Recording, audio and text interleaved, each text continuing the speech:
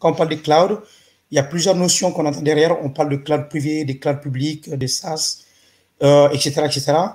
Bon, en fait, concrètement, le cloud privé, c'est quoi? Le cloud privé, c'est quand on a des infrastructures qui sont dédiées à une entreprise. Donc, globalement, que je sois une entreprise ou je sois en particulier, du moment que j'ai une infrastructure qui est là juste pour ma propre consommation et qui n'est pas partagée, là, on parle de cloud privé. D'accord. Voilà.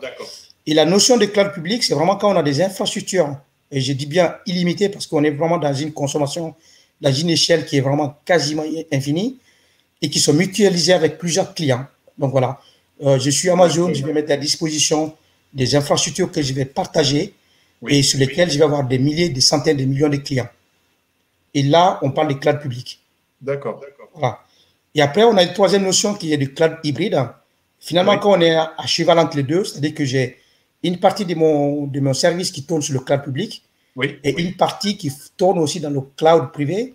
Et ça, c'est quelque chose qui aujourd'hui que beaucoup d'entreprises font appel à cette notion-là aussi. Ou des fois, avoir l'équilibre entre les deux et surtout, souvent, de protéger les données qui sont essentielles à leur fonctionnement et qui peuvent être des données assez sensibles. D'accord. Donc là, ça veut dire que voilà, je vais chercher dans le cloud public tout ce qui peut me permettre d'accélérer, de développer rapidement avec les données qui sont peut-être moins sensibles.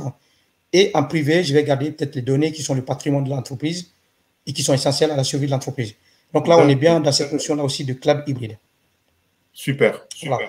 Et après, on peut donner un peu plus en termes de consommation. Il y a différents types de cloud. On appelle du IaaS, donc c'est infrastructure as a service. Le IaaS, c'est purement la base, en fait, le niveau le plus bas dans le cloud, où l'entreprise, en tout cas le cloud provider, va mettre à disposition des infrastructures qui sont plutôt des infrastructures plus techniques. On parle de réseau, on parle de VM, donc machine virtuelle. Là, on est plutôt sur la couche la plus basse. Et auquel cas, je suis entreprise ou je suis pas moi développeur, je vais aller développer ma solution entièrement et la déployer sur cette infrastructure IaaS. D'accord. Donc là, c'est ça qu'on voit ici, là, sur le schéma qui est là. Et après, on va passer dans un niveau qui est un peu plus élevé, qui est le PaaS. Dans ces cas-là, le cloud provider, il va mettre à disposition à la fois toutes les infrastructures physiques que j'ai disais tout à l'heure, mais en plus de ça, il va mettre en place aussi, donner toute la partie logicielle. Donc, on va parler d'OS, des middleware et de toute la partie runtime, en fait, tout ce qui va me permettre d'exécuter en fait mes services. Après, moi, en tant que développeur ou entreprise ou autre, je vais être garant de mes données et du développement de mes applications. Voilà.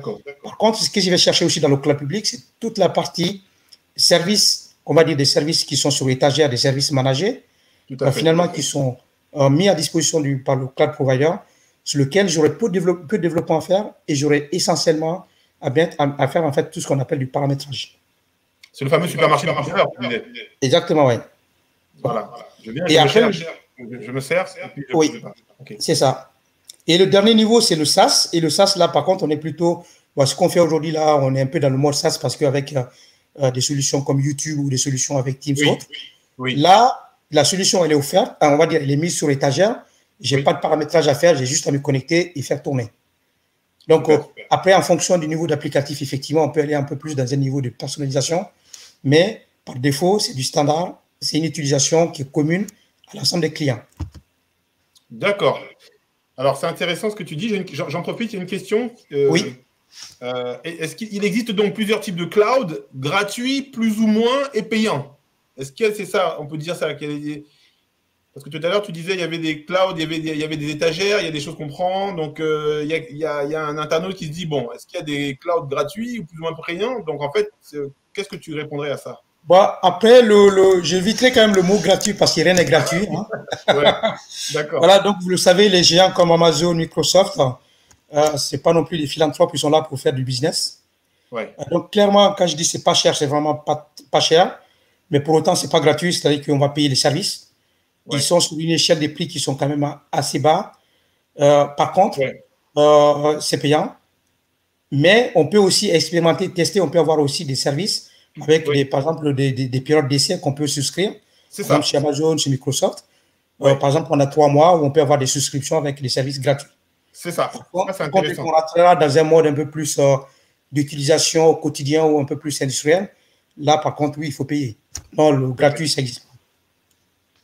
Donc, on peut dire effectivement, pour ceux que ça intéresse, vous pouvez vous initier. Vous allez chez les fournisseurs. On aura l'occasion de revenir un peu plus en détail sur un webinaire. Oui. Donc, allez voir, on ira un peu faire le tour des fournisseurs et on vous dira, voilà, allez sur telle page. Exactement. Vous allez pouvoir souscrire et ça va être gratuit pendant un certain nombre d'heures que vous allez pouvoir consommer. Voilà. Et puis, exactement. Très bien. Donc là, que ce soit du Amazon, du Microsoft, Google, ils ont chacun ces modèles-là, effectivement, qui permettent aussi d'attirer les gens, forcément. C'est du marketing aussi, hein, pour que les gens puissent tester les solutions, qu'ils puissent aussi se familiariser avec et surtout prendre connaissance de tout ce qui existe. Donc, évidemment, si vous voulez tester des solutions sur Amazon ou autre, vous pouvez aller sur leur site. Il y a des options gratuites pendant 1 mois, 2 mois, 3 mois en fonction de ce que vous voulez faire. Et ça vous permettra de rentrer vraiment dans le sujet et de commencer à tester les services que vous voulez tester.